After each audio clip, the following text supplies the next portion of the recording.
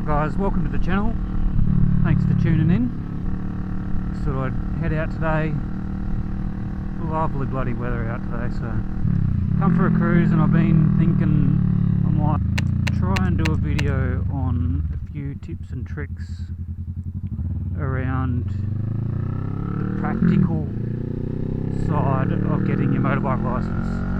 So this is obviously going to be a bit different for different people, but this is my experience of what I had here in Western Australia, getting my learners for my motorbike license. So basically I'm on what we call P's, provisional license, on a 650 Liam's approved motorbike, so power to weight ratio 650cc is the highest I'm pretty sure you can go. So yeah, I guess the process of getting your motorcycle license here in Western Australia and potentially Australia as well, but we'll speak specifically for Western Australia today. So yeah, you got to do a theory test. You go into the Department of Transport, do your theory test, then you basically get your learners, so you can then ride a motorbike on your L's with someone who has their full unrestricted motorbike license. They have to either be a pillion on the back or be riding with you, and then yeah, obviously display your L's, wear a vest, whatever it is. So you do that, and then you have to either log 50 hours for a minimum of 6 months. So once you've done that, you go back into Department of Transport and you sit your hazard perception test, which is another computer-based test where they put you in front of a computer screen and they give you hazards pretty much come out. So basically, you know, we're coming up to a roundabout, and then you have to choose, car pulls out in front of you, you have to choose when you would pull up, or if there's a bus parked here picking up people, when would you turn into the next lane or something like that. So you go through that, you pass that, and then basically from there you can sit your theory. Now I may have had that around the wrong way. You may have to do your practical. You may have to do your theory, then your hazard perception, then wait 6 months. I can't really remember. We'll have a look. We'll put a bit of commentary up to clarify that, but it's one of those two anyway. So once you've waited, then you can do your practical. So basically your practical is you go to Department of Transport again, and then an assessor rides behind you, tells you, you know, this is the way we're going to go. So you go do a little circuit, do a few little things, they watch the way you ride, and then they mark you, and you either pass or you fail.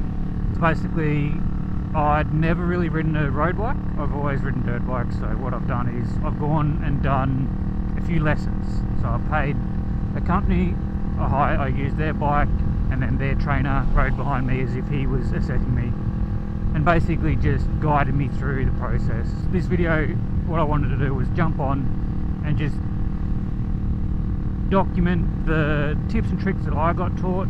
I don't think I've seen anything much online about this.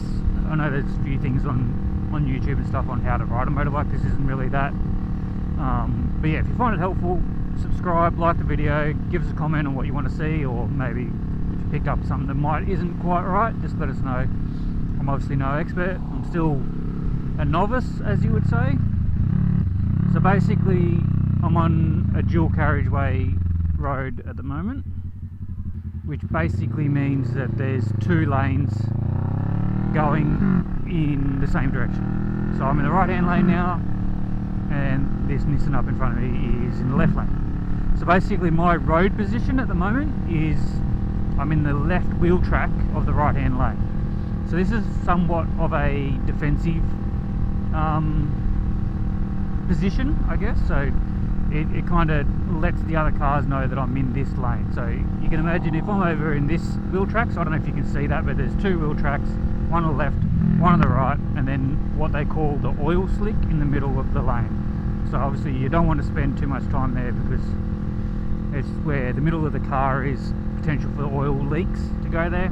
So obviously it's quite dangerous. So I'm in the right wheel track at the moment, which in this situation isn't right because there's potential for a car to push over into my lane because I haven't got ownership of it, for lack of a better word. So basically I want to move over. I don't want to indicate because I'm not leaving my lane, but I want to check my blind spot in case there's another bike there or I can't see anything in my mirrors. So now I'm in the correct road position.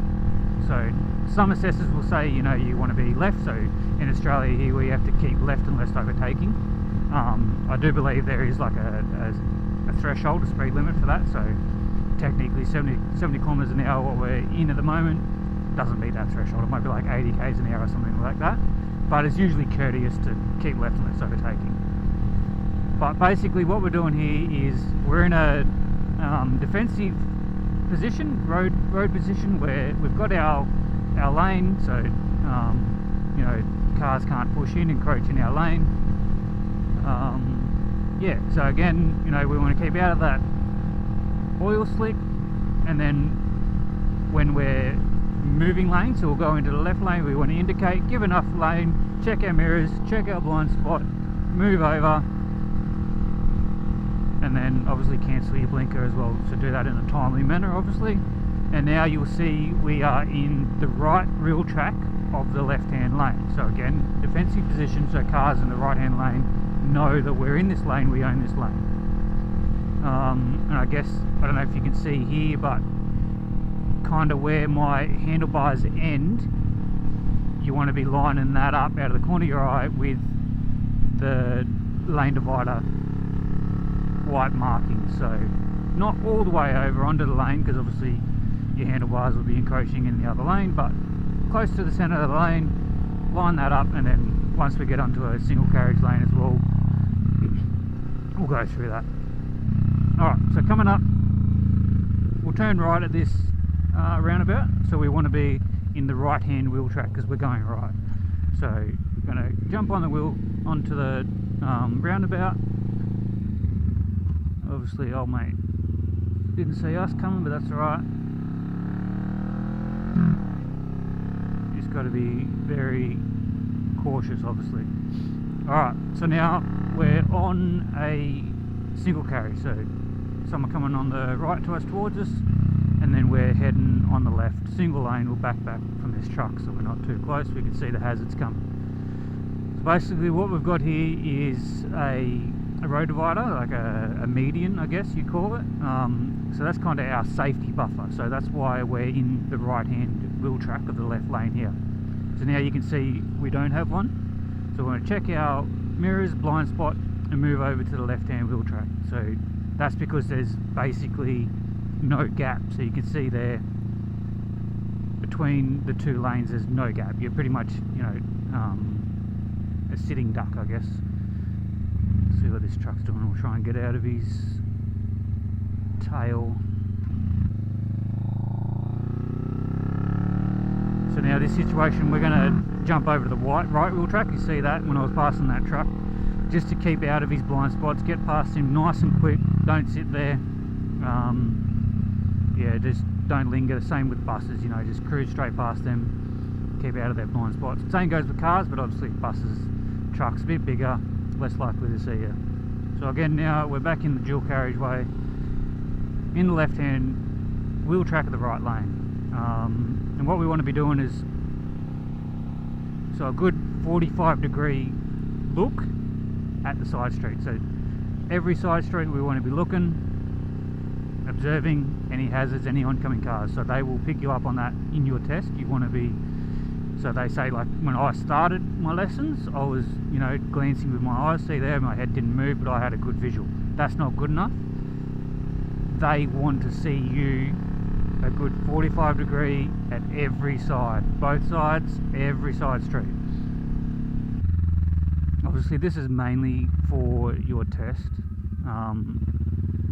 I've been pretty slack and I've lost a fair few of these habits, which obviously isn't ideal, but when I go back to do my practical for my full license, which I have to do again after 2 years being on my provisionals, my P's.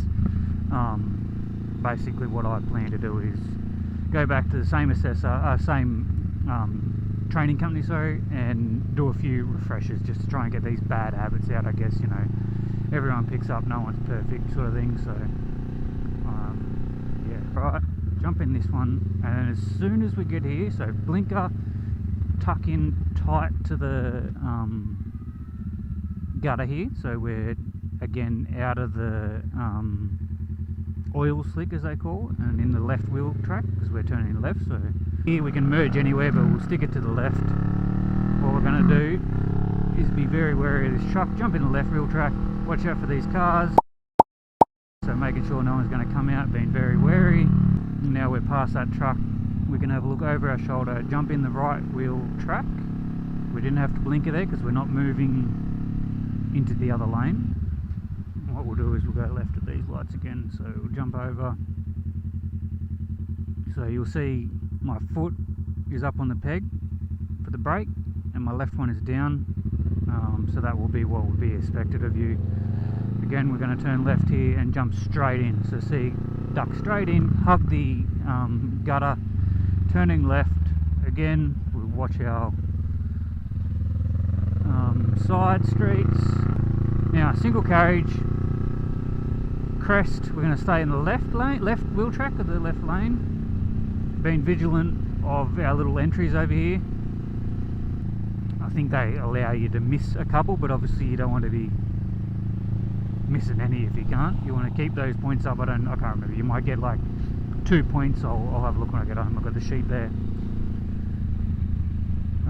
that you can lose, and that's all sorts of things. So, you know, I lost a point for my front wheel being on the line at the traffic lights, which, you know, you have to be behind the line, so I lost a quarter of a point for that or something like that. So here we're going to go into the right wheel track, and then we're going to blinker, and we're going into the other lane, so going around that there, and then again when we go back into our lane we want to be looking, indicating, and then again that wasn't enough time, so just be careful of that when you're doing your practical test. So and the reason we go into the other lane is, you know, if someone's sitting in their car, they don't look and they open their door, you collect it. Yeah, not going to end well. So here we're going to go left. We've got to give way, so we want to keep, again, left, hug that gutter, left foot down to stabilise if required, cancel that blinker, and again, we're in the left wheel track, so we're not too close to the right hand lane, no danger there, but we still want to be checking these side streets in case someone decides to come out. So what we might do is go right here. So again, we're hugging this right median, come to a stop behind the line, don't lose those quarter points. This is a bit of a blind corner, so we've got our left foot down, right foot of the brake to stabilise, and away we go. We can choose any lane here. We're going to go straight into the left lane, into the right wheel track. Get up to speed nice and quick, no dawdling, and bulky and cases and everything. This is obviously the magnetic mount, nice and handy.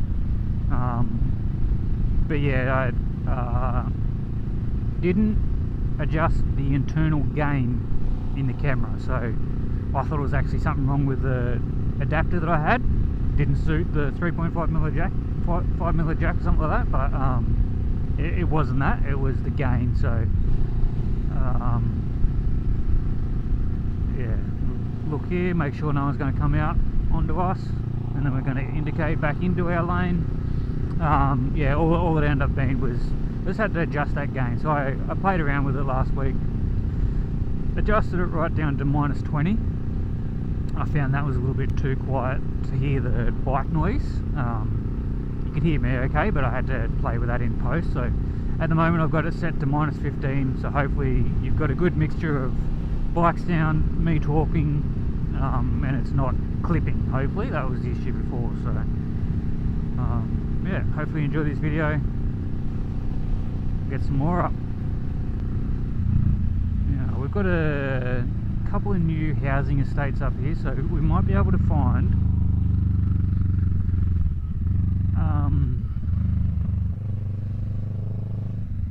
a nice quiet cul-de-sac.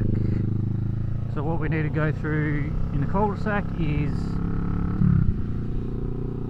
so blinker there, merging 2 lanes into one, and check your mirrors and your blind spot.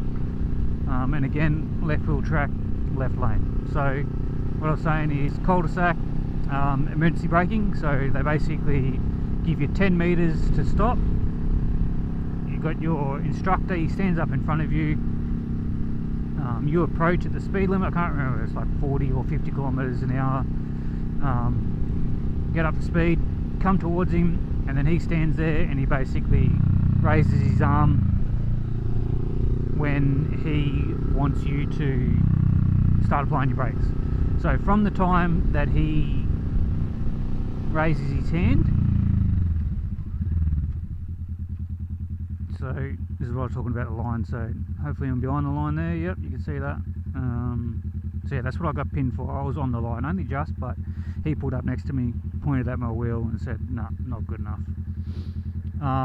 So yeah, basically the instructor stands up in front of you, asks you, so yeah, come up to him, up to speed, puts his hand up, and you've basically got to stop before the line. So it's usually about 10 meters. They give you a couple of tries, and that's another point where you can lose points as well. So I'll take you through that. So the emergency braking is front brake only, no back brakes, and you can use a bit of, you know, engine compression, so pull your clutch in a bit later. So I haven't actually done an emergency brake on this bike because I used the trainer's bike, the trainer company bike, which was a Yamaha MT-07 or something like that, maybe a MT-03 actually.